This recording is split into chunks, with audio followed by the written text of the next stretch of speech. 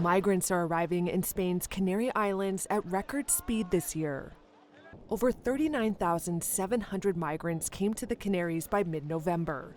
That's a 23% increase over the previous year, according to Spain's Interior Ministry. That's the fastest increase in arrivals by sea in all of the EU, according to its border agency, Frontex. The islands are on track to break records for the number of irregular migrant arrivals for the second year in a row.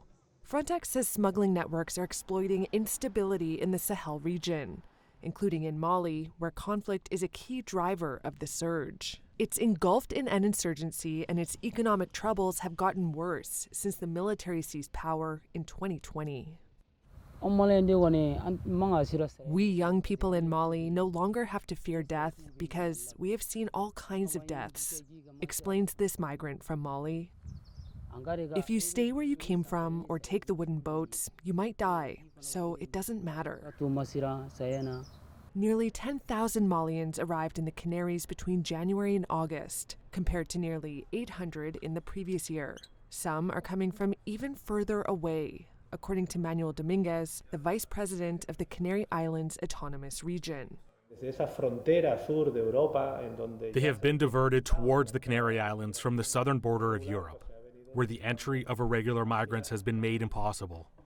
So much so that we are starting to see the arrivals of the first irregular migrants from Asia, which is worrying us a lot because it seems that the world is starting to look at or see the Canary Islands as one of those main uncontrolled ports of entry to the European Union.